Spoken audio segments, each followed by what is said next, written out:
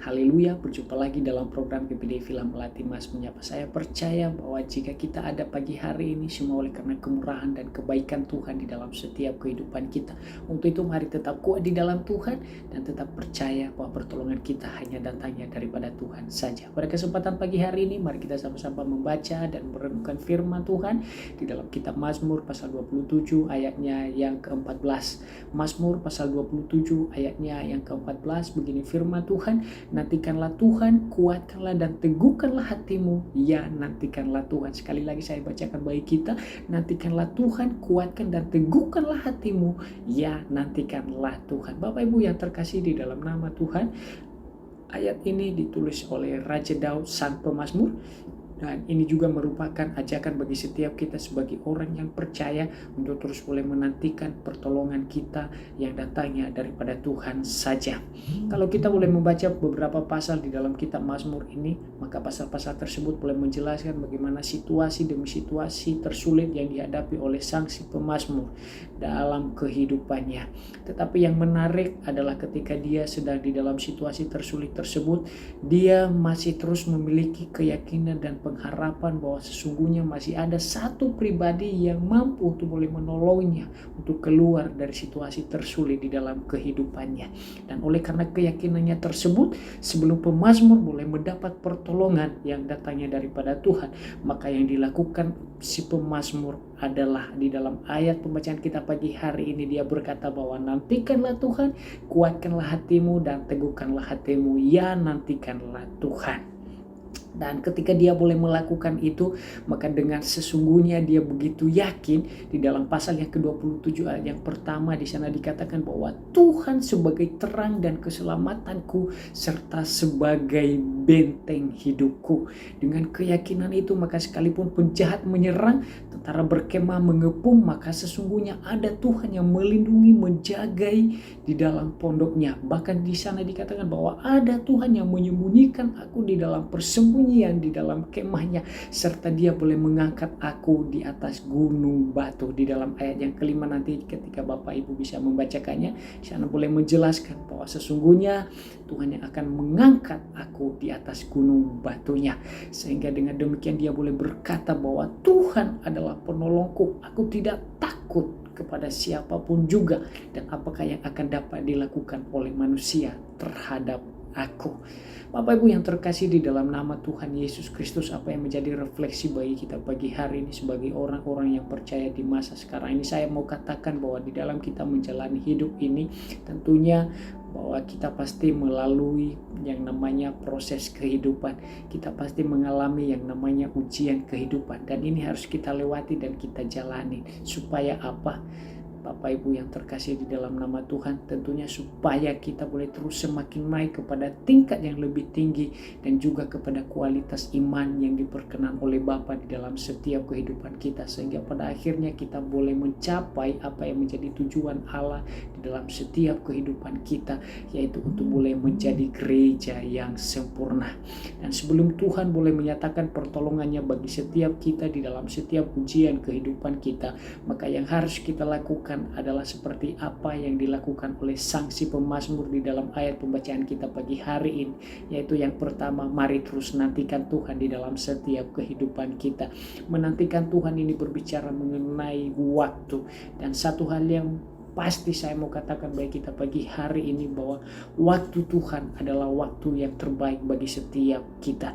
Di waktu yang tepat dia pasti akan menyatakan pertolongannya di dalam setiap kehidupan kita. Yang menjadi bagian kita adalah mari mempersiapkan diri kita dengan maksimal, supaya dengan demikian kita boleh melihat kemurahan Tuhan di dalam setiap kehidupan kita, dan kita boleh melihat bagaimana campur tangan Allah di dalam setiap kehidupan kita ketika pada waktunya tiba kita telah siap untuk boleh meraih dan boleh menerima setiap pertolongan demi pertolongan yang Allah sediakan bagi setiap kita. Hal yang kedua yang harus kita lakukan di dalam kita boleh menantikan pertolongan Tuhan adalah kiranya kita tetap kuat di dalam Tuhan dan tetap teguh di dalam Tuhan. Sesungguhnya bahwa Allah menginginkan kehidupan kita ini untuk tetap bertambah kuat dan teguh di dalam Dia. Di dalam Kolose pasal yang kedua ayatnya yang ke-6 sampai dengan ayatnya yang ke-7, di sana dikatakan bahwa kamu telah menerima Kristus Yesus Tuhan kita. Karena itu hendaklah hidupmu tetap di dalam Dia. Hendaklah kamu berakar di dalam Dia dan dibangun di atas Dia. Hendaklah kamu bertambah teguh di dalam iman yang telah diajarkan kepadamu, dan hendaklah hatimu melimpah dengan syukur. Saya mau katakan bagi kita, untuk kita tetap kuat dan teguh di dalam Tuhan, maka yang harus kita lakukan adalah biarlah kita tetap tinggal di dalam Dia. Biarlah kiranya kita tetap berakar di dalam Dia dan dibangun di atas Dia, sehingga kita boleh terus bertambah teguh di dalam iman kita kepadanya, dan biarlah kiranya hatimu melimpah dengan syukur. Maka kita boleh melihat kemuliaan demi kemuliaan Allah dinyatakan di dalam setiap ujian, di dalam setiap proses di dalam kehidupan kita. Saya mau katakan bagi kita pagi hari ini bahwa segala perkara dapat kutanggung di dalam Dia yang memberikan kekuatan kepadaku. Amin. Maka Allah sumber kekuatan kita yang akan memampukan kita, dan biarlah dengan penuh keyakinan kita terus boleh meyakini dan mengklaim bahwa sesungguhnya Allah menolong kita menurut kasih-Nya, menurut hikmat dan kebesarannya di dalam setiap kehidupan kita, hingga pada akhirnya kita boleh mendapat pertolongan yang sempurna atas setiap proses kehidupan yang kita jalani. Untuk itu mari jangan pernah jemu-jemu untuk boleh terus menyatakan kasih Allah di dalam setiap kehidupan kita.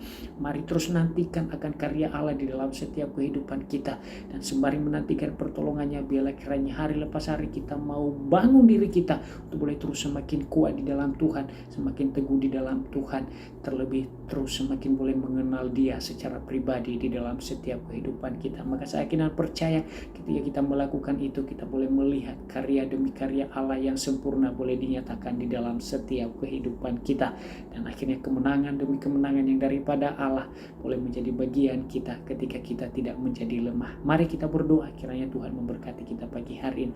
Terima kasih Tuhan untuk firman-Mu yang telah menguatkan kami pagi hari ini, yang mengingatkan kami kembali untuk kami terus menantikan Engkau di dalam kami boleh menanti setiap pertolongan-Mu di dalam setiap ujian kehidupan yang boleh kami hadapi. Dan lebih daripada itu, mampukan kami Tuhan untuk tetap kuat di dalam iman kami kepada Engkau, dan mampukan kami untuk boleh memiliki keteguhan hati di dalam iman kami kepadamu, sehingga hari lepas hari kami boleh terus semakin naik dan kami boleh terus semakin berkenan kepadamu ya Tuhan. Allah Roh Kudus boleh memberikan kami pengertian lebih melalui firman-Mu pagi hari ini, sehingga rema demi rema yang baru kami boleh terima dan boleh menjadi bagian kami di pagi hari ini.